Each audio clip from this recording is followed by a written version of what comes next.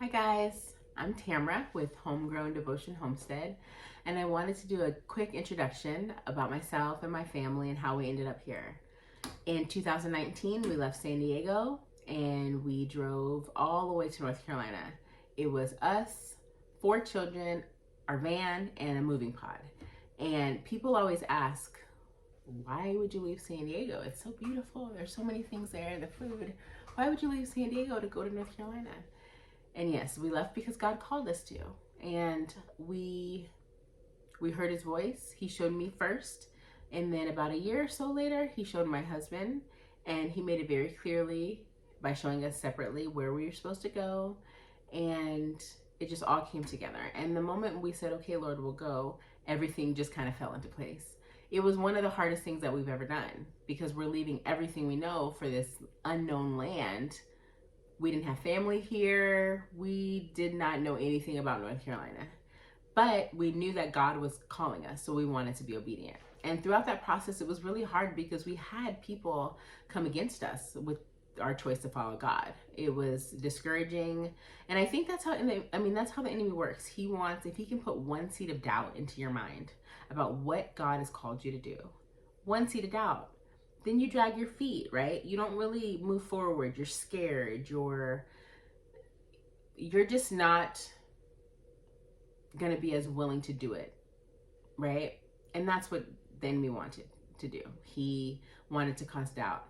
But we also had people that were very encouraging to us, who encouraged us, who prayed for us, who helped us, who blessed us, who were just our support system through this big move. And you know what? Looking back on it, it was a pretty easy move. It wasn't hard. You would think with four children, my youngest at the time was 6 months. It wasn't hard at all. It was an easy move. Once we got here to North Carolina, we had Airbnbs, and we had 3 days in this Airbnb here. And I think on the second day, I started to lose it. Like, I was like, Lord, I know that we followed you. I know that you called us to do this. I know that you did, but I'm freaking out. Like, we need a place to live. Are we going to be homeless? Everybody back home is watching. What have I done? Have we not followed you, Lord?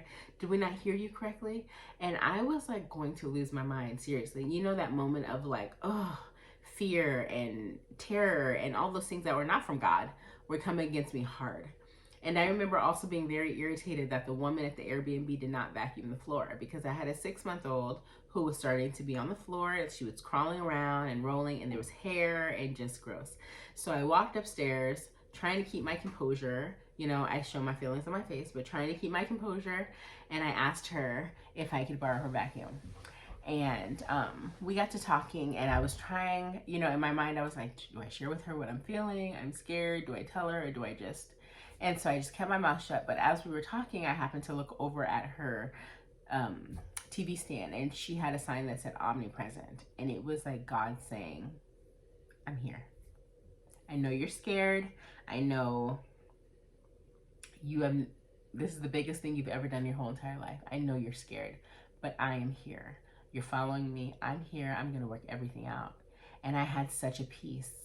And the enemy tried to come in like a flood, but the Lord held a standard against that flood. And we found a place and we got settled. We've been in this new house for a couple years, and I didn't know anything about gardening or homesteading. Listen, I'm a San Diego girl. Like, I don't know. We didn't garden. We didn't have space to garden. I lived in apartments. There was no backyard. We had no backyard. So this was all new to me. And so it was totally the Lord that I met a lady at a park. And my husband says I can make friends wherever I go. So I met this lady at a park with my kids. And she said, you know what? You'll be a good fit for this garden that we do. It's an organic garden. And you can learn so much. You work the garden, you get free produce to take home to your family. And I was like, that is awesome. So I started going to the garden, and I learned little by little how to grow things, what to look for. When I first got there, I was like not about to put my hand in those strawberry bushes.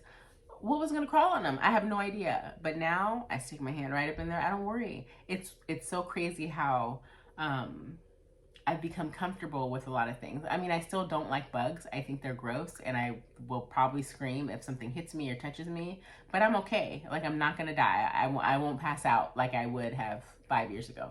So I've learned to grow things through the garden. And so I felt comfortable starting a little garden here at my house.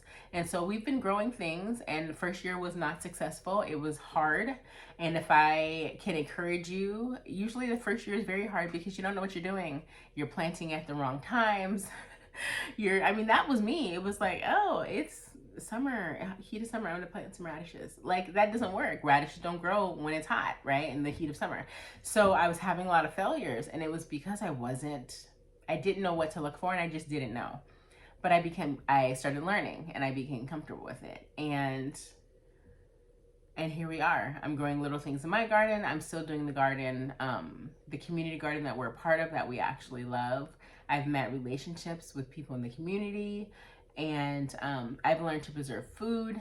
I've learned to can. I've learned to freeze dry food and freeze food, and there's so many, and I'll be making videos about that stuff. I've had people ask me a lot of how to do certain things. So I was able to learn, so I would love to teach you or whoever is interested in that stuff.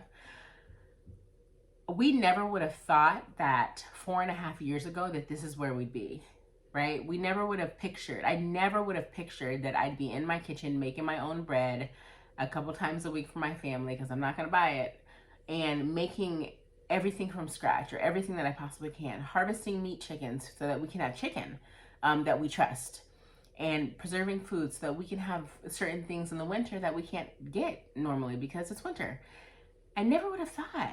What if we would have said no to the Lord? What if we would have said, sorry, Lord, that's too uncomfortable for us. I'm sorry. Oh no, this person, they don't want us to go. We're not gonna go. No, we'll just put it on hold. Like, what if we did that? We would have missed out on everything that God had for us. And so I just want to encourage you, if God is calling you to do something hard, if God is calling you to do something big, and you know that it's the Lord, He's confirmed it. In the word, it says there is wisdom in the multitude of counsel, right? He's confirmed it with you. You know that this is what you're supposed to do, but it's hard and it's big.